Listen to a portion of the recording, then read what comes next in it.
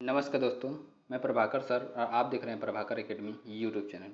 दोस्तों, इस वीडियो में हम लोग डिस्कस करेंगे सीटेट अपर प्राइमरी का जो एग्जामिनेशन 7 जुलाई को होने वाला है एग्जामिनेशन, तो उसके अपर प्राइमरी सेक्शन साइंस के बारे में डिस्कस करेंगे। जो 30 नंबर का क्वेश्चन पूछा जाता है, अगर आप सिलेबस को पूरा ख़त्म कर लेते हैं 6 to 8 का, तो आप अच्छे से अच्छे नंबर गेन करेंगे। जिसको मैंने सिलेबस को पूरा 6 to 8 का जो सिलेबस है, मैंने सारा चीज़ें डिस्कस किया हुआ है, उसको आप प्लेलिस्ट में जाकर के देख लीजिएगा और इस वीडियो को भी स्किप ना करते हुए पूरा देखिएगा। ओके दोस्तों, तो आइए वीडियो की शुरुआत करते हैं। ये जो भी मैं वीडियो बना रहा हूँ ये एनसीईआरटी से रिलेटेड है, मीन्स न्यू पैटर्न एनसीईआरटी पे है, एनसीईआरटी बेस्ड हैं। ओके दोस्तों, आइए वीडियो की शुरुआत करते हैं।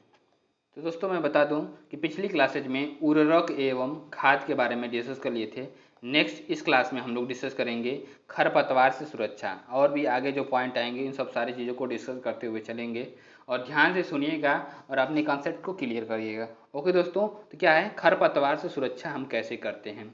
खेत में कई अन्य अवांछित पौधे प्राकृतिक रूप से फसल के साथ उग जाते हैं। इन अवांछित पौधों को खरपतवार बोलते हैं। क्या बोलते हैं? खरपतवार बोलते हैं। ये सब अगर रहेंगे तो ये क्या करेंगे, जो हम लोग खाद डालते हैं, हम अपने पौधों के लिए डालते हैं, तो ये पोषक तत्वों को ले लेंगे और हमारे जो क्रॉप हैं वो अच्छे से नहीं उग पाएंगे। ठीक है, नेक्स्ट पॉइंट क्या है, खरपतवार हटाने को निराई कहते हैं। क्या बोलते हैं? निराई कहते हैं। और निराई आवश्यक है क्योंकि खरपतवार जल पोषक की जगह, क्या खरपतवार जो होते हैं जल पोषक और प्रकाश की स्पर्धा कर फसल की वृद्धि पर प्रभाव डालते हैं। क्या प्रकाश जो है फोटोसिंथेसिस से सारी चीज़ें करके वो अपने आप को ज़्यादा बड़े हो जाएंगे और जो क्रॉप रहेगा वो छोटे ही रह जाएगा, वृद्धि नहीं कर पाएगा। अच्छा ठीक है, नेक्स्ट पॉइंट क्या है, कुछ खरपतवार कटाई में भी बाधा डालते हैं तथा मनुष्य एवं पशुओं के लिए भी विषैले हो सकते हैं कुछ खरपतवार। ठीक है, नेक्स्ट पॉइंट क्या है कि रसायनों के उपयोग से भी खरपतवार नियंत्रण किया जा सकता है। रसायनों के उपयोग से भी जो केमिकल्स होते हैं उसके द्वारा भी खरपतवार को खत्म किया जा सकता है। इस समय खरपतवार को खत्म करने के लिए डाल दिया जाता है अलग से। ठीक है, जिन्हें खरपतवार नाशी कहते हैं, जैसे 2,4-D। क्या है? 2,4-D। ये पूछा जाता है 2,4-D के बारे में। दोस्तों, 2,4-D के बारे में पूछा जाता है कि ये क्या 2,4-D क्या है, तो 2,4-D जो है ये खरपतवार नाशी है। खेतों में इनका छिड़काव किया जाता है और जिससे खरपतवार पौधे मर जाते हैं, परंतु फसल को कोई भी हानि नहीं होती है। नेक्स्ट पॉइंट क्या है, नेक्स्ट पॉइंट को भी डिस्कस करते हुए आगे चलते हैं। क्या है कि किसान अपनी फसल का उत्पादन का भंडारण जूट के बोरों में धातु के बड़े पात्र में करते हैं। किसमें? जूट के बोरों में या धातु के बड़े पात्र में करते हैं, परंतु बीजों का बड़े पैमाने पर भंडारण सीलो में करते हैं। सीलो जो बड़े बड़े जो मेटल का पार्ट होते हैं, मेटल के डब्बे होते हैं, उसको सीलो बोलते हैं। जो ग्रेनरी में रखे रहते हैं, हमारे भंडारण वाले स्थान पर रखा जाता है। ठीक है दोस्तों, और भंडार गृह में भी किया जा सकता है, जिससे उनको पीड़कों जैसे चूहे एवं रोडेंट कीटों से सुरक्षित रखा जा सकता है। जो रोडेंट होते हैं उनसे कीटों से सुरक्षित रखा जा सकता है। नीम की सूखी पत्तियां घरों में अनाज के भंडारण में उपयोगी होती है। क्या? नीम की जो सूखी पत्तियां होती है जो घरों में अनाज के भंडारण में उपयोग की जाती हैं, और बड़े भंडार गृहों में अनाज को पीड़कों एवं सूक्ष्म जीवों से सुरक्षित रखने के लिए रासायनिक उपचार भी किया जाता है। क्या? रासायनिक उपचार, केमिकल सब्सटेंस भी रखे जाते हैं। नेक्स्ट पॉइंट के बारे में डिस्कस करते हैं। क्या? पौधे एवं जंतुओं का संरक्षण। क्या? पौधे एवं जंतुओं का संरक्षण। वनोन्मूलन एक बहुत बड़ा खतरा बन गया है। क्या? वनोन्मूलन एक बहुत बड़ा खतरा बन गया है। वनोन्मूलन का अर्थ है वनों को समाप्त करने पर प्राप्त भूमि का अन्य कार्यों में उपयोग करना, ये वनोन्मूलन कहलाता है। डिफॉरेस्टेशन बोला जाए। क्या हो जाएगा? डिफॉरेस्टेशन। वनोन्मूलन से पृथ्वी पर ताप एवं प्रदूषण के स्तर में वृद्धि होती है और इससे वायुमंडल में कार्बन डाइऑक्साइड का स्तर बढ़ जाता है। जैसे देखिए इस समय 48-47 टेम्परेचर चला जा रहा है। मीन्स कहने का मतलब है कि पेड़ पौधे बहुत कम मात्रा में है और कार्बन डाइऑक्साइड जो हमारे एटमॉस्फेयर में ज़्यादा हो गया, इसलिए क्या है टेम्परेचर ज़्यादा बढ़ जा रहा है। और भूमि का जल स्तर है जो निम्नकरण हो जाए, बहुत कम मात्रा में भूमि जल स्तर पाया जा रहा है। और उन्हें पता है कि वनोन्मूलन से प्राकृतिक संतुलन भी प्रभावित होता है। क्या होता है कि प्राकृतिक संतुलन भी प्रभावित होता है, इसलिए हमको ज़्यादा से ज़्यादा पेड़ पौधे लगाना जाना चाहिए। और हमको हर साल तो लगाना ही चाहिए। सब लोग अपने अपने बर्थडे पे अगर एक एक पेड़ पौधे लगाना शुरू कर दिए, मीन्स कहने का मतलब कि बहुत ज़्यादा मात्रा में हमको ऑक्सीजन मिलने लगेगा और ये ऑक्सीजन का जो बैलेंस है वो सही रहेगा। ओके दोस्तों, नेक्स्ट पॉइंट के बारे में डिस्कस करते हैं। कि पृथ्वी के ताप में वृद्धि के जल चक्र का संतुलन बिगड़ता है। क्या? पृथ्वी के ताप में वृद्धि के जल चक्र का संतुलन बिगड़ता है और वर्षा दर में भी कमी आती जाती है। क्या? बहुत कमी आ जाती है, जिसके कारण सूखा भी पड़ सकता है, ड्राउट भी आ सकता है। और मृदा के गुणों में परिवर्तन आने का मुख्य कारण वन उन्मूलन है। क्या है? डिफॉरेस्टेशन है। नेक्स्ट पॉइंट के बारे में डिस्कस करते हैं। क्या है? वन एवं वन्य प्राणियां। क्या? वन एवं वन्य प्राणियों का संरक्षण। जैवमंडल पृथ्वी का वह भाग है। क्या? जैवमंडल पृथ्वी का वह भाग है जिसमें सजीव पाए जाते हैं अथवा जो जीवन यापन के योग्य हैं। जैव विविधता का अर्थ है कि पृथ्वी पर पाए जाने वाले विभिन्न जीवों की प्रजातियां, उनके पारस्परिक संबंध एवं पर्यावरण से उनका संबंध है। क्या? पर्यावरण से उनका संबंध है। वनस्पति जात और प्राणी जात और उनके आवासों के संरक्षण हेतु संरक्षित क्षेत्र चिन्हित किए गए हैं। संरक्षित क्षेत्र चिन्हित किए गए हैं जिन्हें वन्य जीव अभ्यारण्य, राष्ट्रीय उद्यान और जैवमंडल आरक्षित क्षेत्र कहते हैं। क्या कहते हैं? जैवमंडल आरक्षित क्षेत्र कहते हैं।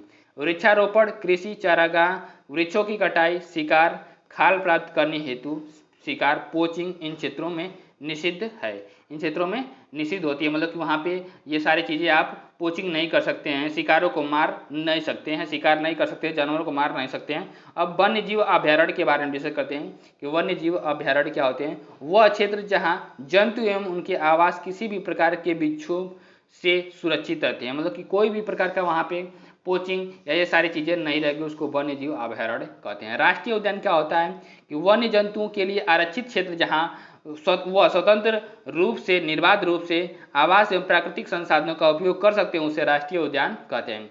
जैवमंडल आरक्षित क्षेत्र किसे कहते हैं? जैवमंडल आरक्षित क्षेत्र वन्य जीवन, पौधों और जंतु संसाधनों और उस क्षेत्र के आदिवासियों के पारंपरिक ढंग से जीवन यापन हेतु विशाल संरक्षित क्षेत्र है। क्या? जीवन यापन हेतु विशाल संरक्षित क्षेत्र है। पेड़ पौधों एवं जीव जंतु। क्या? पेड़ पौधों एवं जीव जंतु के बारे में डिस्कस कर लेते हैं कि किसी विशेष क्षेत्र में क्या फ्लोरा एंड फौना, ये पेड़ पौधे एवं जीव जंतु का मतलब क्या है? फ्लोरा एंड फौना हो जाएगा। किसी विशेष क्षेत्र में पाए जाने वाले पेड़ पौधे उस क्षेत्र के वनस्पति जात एवं जीव जंतु प्राणी जात कहलाते हैं। क्या कहते हैं? जीव जंतु प्राणी जात कहलाते हैं। नेक्स्ट पॉइंट के बारे में क्या है? साल, सागौन, आम, जामुन, सिल्वर, फर्न, अर्जुन इत्यादि वनस्पति जात हैं तथा चिंकारा, नील गाय, बार्किंग हिरण, चीतल, तेंदुआ, जंगली कुत्ता, भेड़िया इत्यादि पंचमढ़ी जैव आरक्षित क्षेत्र में के प्राणी जात हैं। क्या है? पंचमढ़ी जैवमंडल आरक्षित क्षेत्र के प्राणी जात हैं। नेक्स्ट पॉइंट के बारे में डिस्कस करते हैं। क्या? विशेष क्षेत्रीय प्रजाति। क्या? विशेष क्षेत्रीय प्रजाति, विशेष क्षेत्रों में पाए जाने वाली प्रजाति। पौधे एवं जंतुओं की वह स्पेसीज जो किसी विशेष क्षेत्र में विशिष्ट रूप से पाई जाती है, उसे उस विशेष क्षेत्र स्पेसीज को ये किसी अन्य क्षेत्र में प्राकृतिक रूप से नहीं पाई जाती है, उसे विशेष क्षेत्रीय प्रजाति कहते हैं। नेक्स्ट पॉइंट के बारे में वन्य अभ्यारण्य, वन्य प्राणी अभ्यारण्य। क्या? वन्य प्राणी अभ्यारण्य आरक्षित वनों की तरह कुछ ऐसे भी क्षेत्र पाए जाते हैं जहाँ वन्य प्राणी सुरक्षित एवं संरक्षित रहते हैं, इन्हें वन्य प्राणी अभ्यारण्य बोलते हैं। अभ्यारण्य वह स्थान है जहाँ प्राणियों एवं जंतुओं को मारना या शिकार करना, पकड़ना निषिद्ध एवं दंडनीय अपराध होता है। कुछ महत्वपूर्ण संकटापन जो वन्य जंतु जैसे कि काले हिरण, श्वेत आंखों वाले हिरण, हाथी, सुनहरी बिल्ली, गुलाबी सिर वाली बत्तख, घड़ियाल, कच्छ, मगरमच्छ, अजगर, गेंडा इत्यादि हमारे वन्य प्राणी अभ्यारण्यों में संरक्षित रहते हैं। क्या है? संरक्षित रहते हैं। नेक्स्ट पॉइंट क्या है कि सतपुड़ा राष्ट्रीय उद्यान। क्या? सतपुड़ा राष्ट्रीय उद्यान भारत का प्रथम आरक्षित वन है। क्या है? प्रथम आरक्षित वन है और सर्वोत्तम किस्म की टीक, सागौन इस वन में पाए जाते हैं, सतपुड़ा राष्ट्रीय उद्यान में पाए जाते हैं। नेक्स्ट पॉइंट क्या है कि वे जंतु जिनकी संख्या एक निर्धारित स्तर से कम होती जा रही है और वे विलुप्त होते जा रहे हैं, उन्हें संकटापन्न जंतु कहते हैं। क्या बोलते हैं? संकटापन्न जंतु कहते हैं। और रेड डाटा पुस्तक, रेड डाटा पुस्तक के बारे में दोस्तों बहुत ही पूछा जाता है, हमेशा एग्जामिनेशन में आता रहता है। रेड डाटा पुस्तक, जो रेड डाटा पुस्तक है वह पुस्तक है जिसमें सभी संकटापन्न स्पेसीज का रिकॉर्ड रखा जाता है।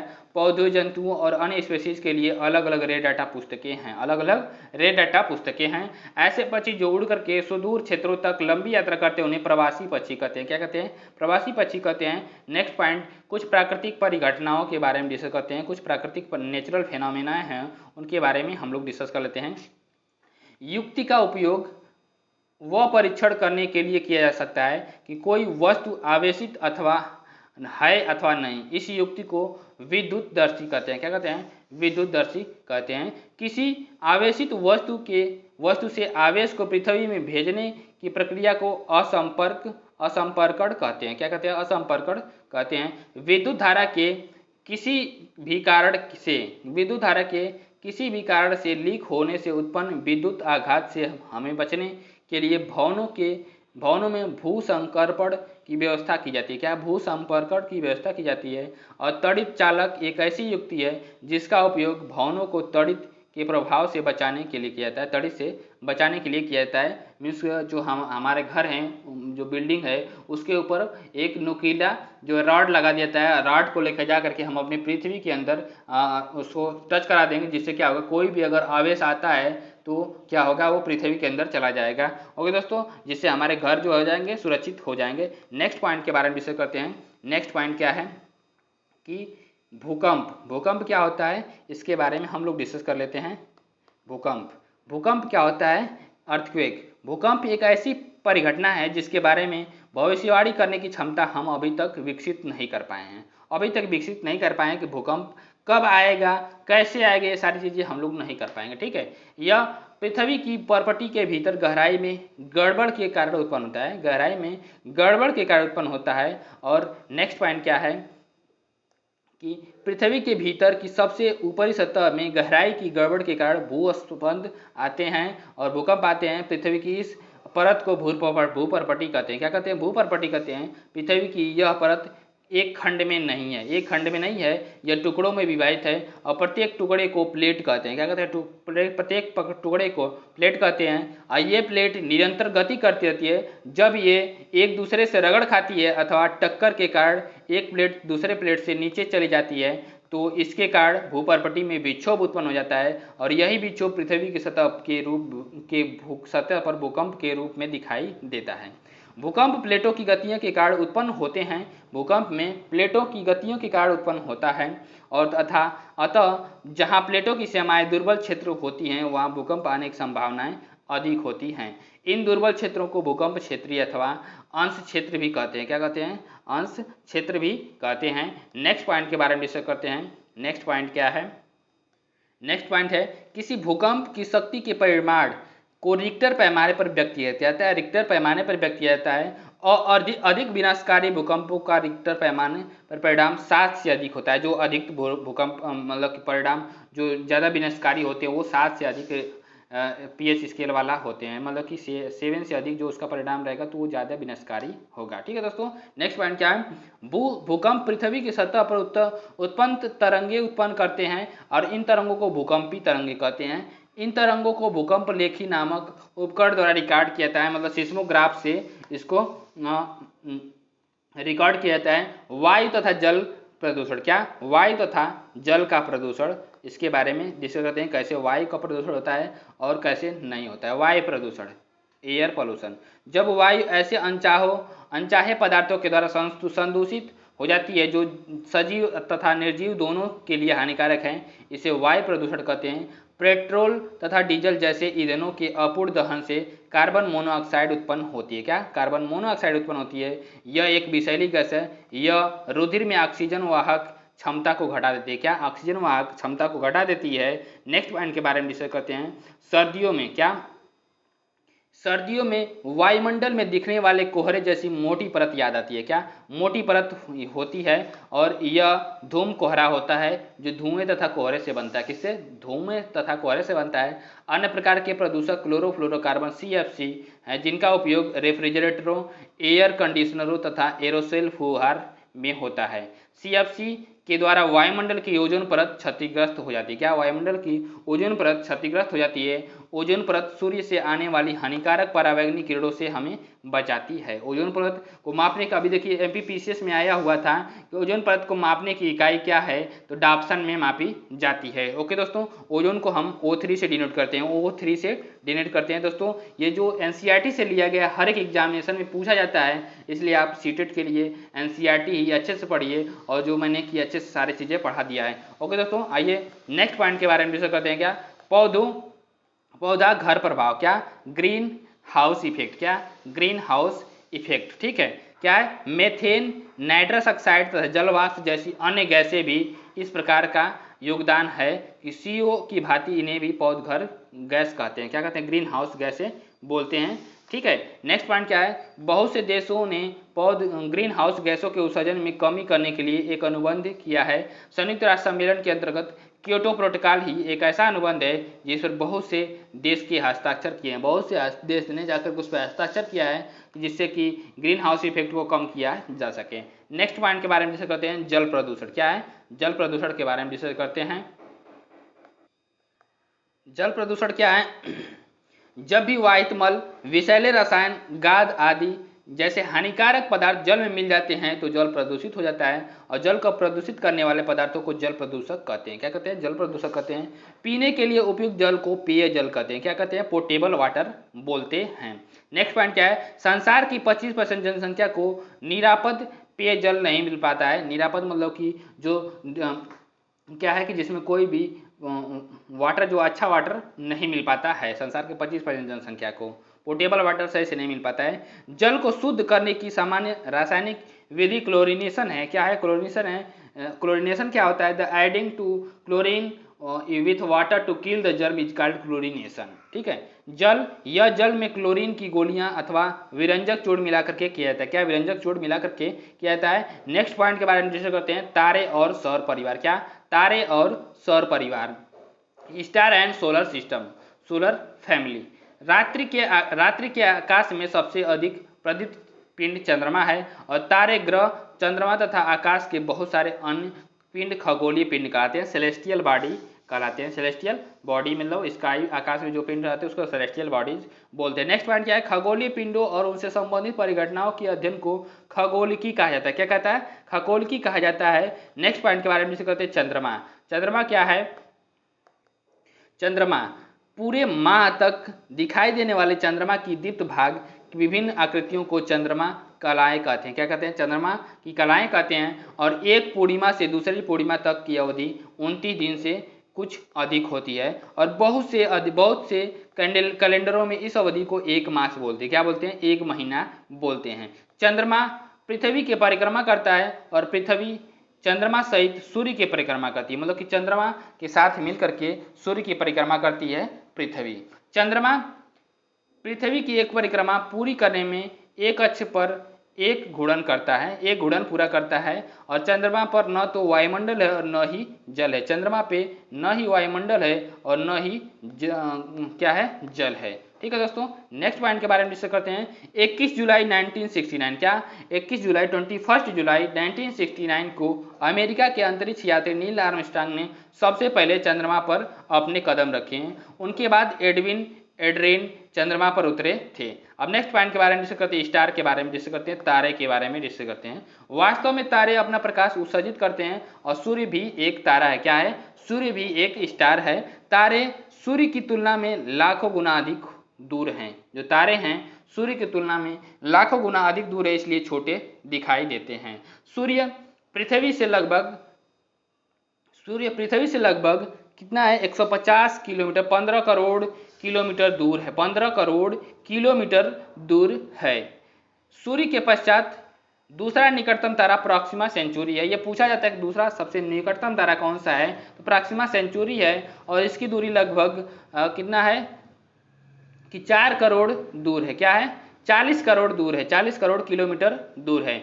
इतनी अधिक दूरियों को लंबाई के अन्य मात्रक प्रकाश वर्ष में व्यक्त करते हैं। किसमें व्यक्त करते हैं, प्रकाश वर्ष में व्यक्त करते हैं। यह प्रकाश द्वारा एक वर्ष में चली गई दूरी है। प्रकाश वर्ष किसे बोलते हैं, तो प्रकाश द्वारा एक वर्ष में चली गई दूरी को प्रकाश वर्ष बोलते हैं। याद कीजिए, प्रकाश की चाल 30,000 किलोमीटर, 30 लाख किलोमीटर है। कितना है, 30 लाख किलोमीटर, 3 × 10⁸ मीटर पर सेकेंड है, या 3 लाख किलोमीटर प्रति सेकेंड है। इस प्रकार सूर्य को पृथ्वी से दूरी लगभग 8 मिनट में प्रकाश चला आता है। इस प्रकार सूर्य को पृथ्वी से दूरी लगभग 8 प्रकाश मिनट है। कितना है, 8 प्रकाश मिनट है। ठीक है, अल्फा सेंचुरी लगभग 4.3 प्रकाश वर्ष दूर है। क्या, 4.3 प्रकाश वर्ष दूर है। नेक्स्ट पॉइंट के बारे में डिस्कस करते हैं। क्या, नेक्स्ट पॉइंट क्या है कि वास्तव में ध्रुव तारा एक ऐसा तारा है जो कि पृथ्वी की अक्ष की दिशा में स्थित है, और यह गति करना प्रतीत करता है। क्या है, यह गति करता प्रतीत नहीं होता है। नेक्स्ट पॉइंट के बारे में डिस्कस करते हैं, तारामंडल के बारे में डिस्कस करते हैं। तारामंडल क्या है, तारामंडल। तारामंडल। पहचाने जाने योग्य आकृतियों वाले तारों के समूह को तारामंडल कहते हैं। जैसे देखिए ये क्या है, ये भी तारामंडल है और ये भी तारामंडल है, ये भी तारामंडल है, ये भी तारामंडल है। ये जो है क्या है कि शेर के जैसे दिखाया गया है, ये औरत के जैसे दिखाया गया है, और ये कैसे कोई आदमी डांस कर रहा है, लड़ाई करने के लिए जा रहा है तिवस छतरी के जैसे, और ये क्या है कि भालू के जैसे दिखाया गया है। ठीक है, ये 4 प्रकार के तारामंडल है। तो पहला क्या है, ग्रेट बियर है, और ये ओरायन है, ये कैसियोपिया है, और लियो मेजर ये है। 4 प्रकार के तारामंडल हैं। नेक्स्ट पॉइंट के बारे में इसके डिस्कस करते हैं कि तारामंडल और भी क्या होते हैं। सर्वविख्यात तारामंडलों में से एक विख्यात तारामंडल सप्तर्षि है। क्या है, सप्तर्षि तारामंडल है, जिसे आप गर्मियों में रात्रि के प्रथम पहर में देख सकते हैं। इस तारामंडल को बिग बियर, बिग डीपर या बिग ग्रेट बियर अथवा उर्सा मेजर भी कहते हैं। क्या करते हैं, उर्सा मेजर भी कहते हैं। और इस तारामंडल में 7 सुस्पष्ट तारे होते हैं तथा यह बड़ी कलची तथा अथवा प्रश्न चिन्ह जैसा प्रतीत होता है। बड़ी कलची तथा प्रश्न चिन्ह जैसा प्रतीत होता है। नेक्स्ट पॉइंट के बारे में जिसे कहते हैं, ध्रुव तारा दक्षिणी गोलार्ध में नहीं दिखाई देता है। ध्रुव तारा दक्षिणी गोलार्ध में नहीं दिखाई देता है। सप्तर्षि जैसे उत्तरी गोलार्ध के कुछ तारामंडल भी दक्षिणी गोलार्ध के कुछ स्थानों से नहीं दिखाई देते हैं। उत्तरी आकाश में एक अन्य प्रमुख तारामंडल कैसियोपिया है। क्या है, कैसियोपिया है। यह सर्दियों में रात्रि के प्रथम पहर में दिखाई देता है और यह अंग्रेजी के अक्षर W अथवा M के बिगड़े विकृत रूप जैसा दिखाई देता है। नेक्स्ट पॉइंट के बारे में जिसे कहते हैं क्या, सौर परिवार। क्या, सौर परिवार, सोलर फैमिली। सन 2006 तक सौर परिवार में 9 ग्रह थे। 2006 तक 9 ग्रह थे और प्लूटो और सौर परिवार का सूर्य से दूरतम था, सूर्य से दूरतम ग्रह था। ठीक है, सन 2006 में अंतर्राष्ट्रीय खगोलीय संघ ने ग्रह की नई परिभाषा को अपनाया और जिसके अनुसार प्लूटो ग्रहों की श्रेणी में नहीं आता है। अब यह सौर परिवार का ग्रह नहीं है, सौर परिवार का ग्रह प्लूटो नहीं है। सूर्य हमसे निकटतम तारा। क्या, सूर्य जो है हमसे सबसे निकटतम तारा है और यह निरंतर विशाल मात्रा में उष्मान तथा प्रकाश उत्सर्जित करते रहता है। नेक्स्ट पॉइंट के बारे में जिसे कहते हैं ग्रह के बारे में जिसे कहते हैं क्या, सैटेलाइट्स। प्लेनेट के बारे में जिसे कहते हैं कि ग्रह तारों की भांति प्रतीत होते हैं। ग्रह जो होते हैं तारों की भांति प्रतीत होते हैं, परंतु यहाँ में इसमें जो होता है अपना प्रकाश नहीं होता है, वे केवल अपने ऊपर पड़ने वाले सूर्य के प्रकाश को परावर्तित करते हैं। और ग्रहों तथा तारों में अंतर करने की सरलतम विधि यह है कि तारे टिमटिमाते हैं जबकि ग्रह ऐसा नहीं करते हैं। तारों के सापेक्ष सभी ग्रहों की स्थिति भी बदलती रहती है। प्रत्येक ग्रह एक निश्चित पथ पर सूर्य की परिक्रमा करता है। इस पथ को कक्षा कहते हैं। क्या कहते हैं, इस पथ को कक्षा कहते हैं। किसी भी द्वारा यह सूर्य की एक परिक्रमा पूरी करने में लगे समय को उस ग्रह का परिक्रमण काल कहते हैं। और ग्रहों की सूर्य से दूरी बढ़ने पर उनका परिक्रमण काल में भी वृद्धि होती है। कुछ ग्रहों के जात उपग्रह चंद्रमा है, उनकी परिक्रमा करते हैं। किसी खगोलीय पिंड की परिक्रमण करने वाले अन्य खगोलीय पिंड को खगोलीय पिंड का उपग्रह कहते हैं। क्या कहते हैं, खगोलीय पिंड का उपग्रह कहते हैं। जैसे पृथ्वी का उपग्रह कौन है, तो चंद्रमा है। पृथ्वी सूर्य के परिक्रमा करती है, इस कारण से पृथ्वी सूर्य का उपग्रह है। और बहुत से मानव निर्मित उपग्रह सूर्य की परिक्रमा कर रहे हैं, कृत्रिम उपग्रह को बोलते हैं। क्या बोलते हैं, मानव निर्मित उपग्रह कृत्रिम उपग्रह कहते हैं। नेक्स्ट पॉइंट के बारे में जिसे कहते हैं बुध के बारे में। बुध क्या है, बुध ग्रह सूर्य से सबसे निकटतम ग्रह है। यह हमारे सौरमंडल का लघुत्तम ग्रह है क्योंकि बुध सूर्य के अत्यधिक निकट है, अतः अधिकांश समय तक सूर्य की चकाचौंध में छिपा रहता है। क्या, अधिकांश समय तक सूर्य के चकाचौंध में छिपा रहने के कारण इसका प्रेक्षण करना अत्यंत कठिन है। क्या, इसको देखना अत्यंत कठिन है। बुध का अपना कोई भी उपग्रह नहीं है। अब हम शुक्र के बारे में डिस्कस करते हैं। क्या, शुक्र के बारे में। शुक्र ग्रहों में शुक्र पृथ्वी का निकटतम पड़ोसी है। रात्रि के आकाश में यह सबसे अधिक चमकीला दिखाई। शुक्र बहुत चमकीली है और कभी कभी शुष्क पूर्वी आकाश में सूर्योदय से पूर्व दिखाई देता है। कभी कभी सूर्यास्त के तुरंत पश्चात यह पश्चिमी आकाश में भी दिखाई देता है, इसलिए इसे प्रायः प्रभात का तारा या सांझ का तारा, मॉर्निंग स्टार या इवनिंग स्टार भी कहते हैं। शुक्र का अपना कोई भी उपग्रह नहीं है, शुक्र का कोई भी अपना उपग्रह नहीं है। नेक्स्ट पॉइंट के बारे में, पृथ्वी के बारे में डिस्कस करते हैं। पृथ्वी ही सौर परिवार का एकमात्र ऐसा ग्रह है, सौर परिवार का एकमात्र ऐसा ग्रह है जिस पर कि जीवन का अस्तित्व पाया जाता है।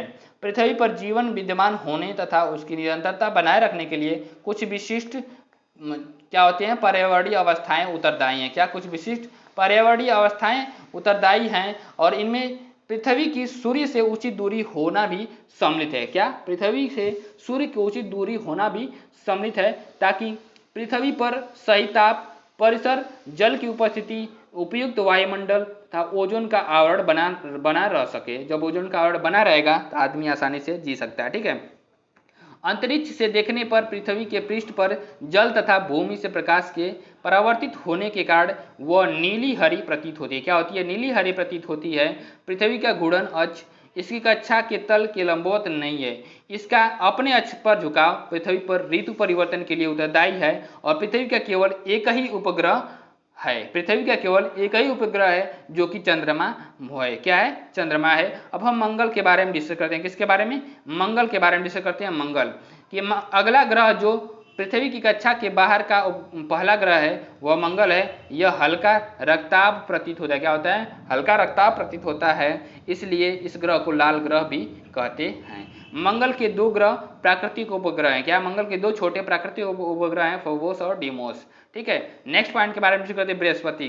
बृहस्पति सौर परिवार का सबसे बड़ा ग्रह है। यह इतना बड़ा है कि लगभग 1300 पृथ्वी इस विशाल ग्रह के भीतर रखी जा सकती है। किसमें? बृहस्पति में 1300 पृथ्वी रखी जा सकती है इसमें। ठीक है। परंतु बृहस्पति का द्रव्यमान पृथ्वी के द्रव्यमान का लगभग 318 गुना है, और यह अपने अक्ष पर अत्यधिक तीव्र गति से घूर्णन करता है। अपने अक्ष पर बहुत अत्यधिक तीव्र गति से घूर्णन करता है। और बृहस्पति के बहुत से प्राकृतिक उपग्रह हैं, बहुत से नेचुरल सैटेलाइट्स हैं। अब हम शनि के बारे में डिस्कस करते हैं। क्या? शनि बृहस्पति के परे शनि हैं जो रंग में पीला सा प्रतीत होते हैं, और शनि के भी बहुत से प्राकृतिक उपग्रह हैं। शनि के बारे में एक ऐसा रोचक बात यह भी है कि सभी ग्रहों में यह सबसे कम सघन है, और इसका घनत्व जल के घनत्व से भी कम है, मतलब कि जल के घनत्व से भी कम है। ठीक है। नेक्स्ट पॉइंट के बारे में डिस्कस करते हैं। क्या? यूरेनस तथा नेपच्यून। यूरेनस तथा नेपच्यून के बारे में डिस्कस करते हैं। यह सौर परिवार के 22वें ग्रह हैं, और इन्हें केवल बड़े दूरदर्शकों की सहायता से ही देख सकते हैं। और शुक्र की भांति यूरेनस भी पूर्व से पश्चिम की दिशा में घूर्णन करते हैं। क्या?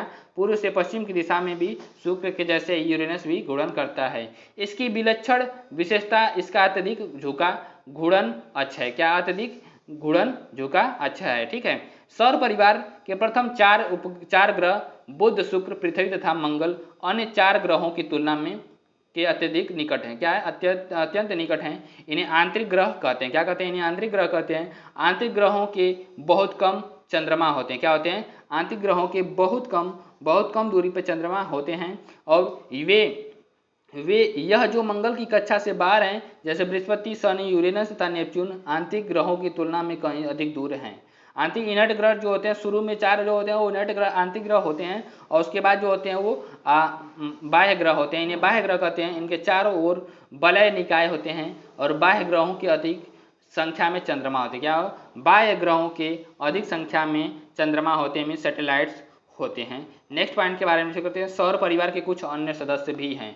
सौर परिवार के कुछ अन्य सदस्य जैसे क्षुद्र ग्रह। क्या है? मेटेराइट्स। क्या? मंगल तथा बृहस्पति की कक्षाओं के बीच काफी बड़ा अंतराल है, और इस अंतराल को बहुत सारे ऐसे छोटे छोटे पिंडों ने घेर रखा है जो कि सूर्य की परिक्रमा करते हैं। इन्हें क्षुद्र ग्रह कहते हैं। क्षुद्र ग्रहों को केवल बड़े दूरदर्शकों द्वारा ही देखा जा सकता है। धूमकेतु। किसके बारे में डिस्कस करते हैं? धूमकेतु के बारे में डिस्कस करते हैं। नेक्स्ट पॉइंट क्या है?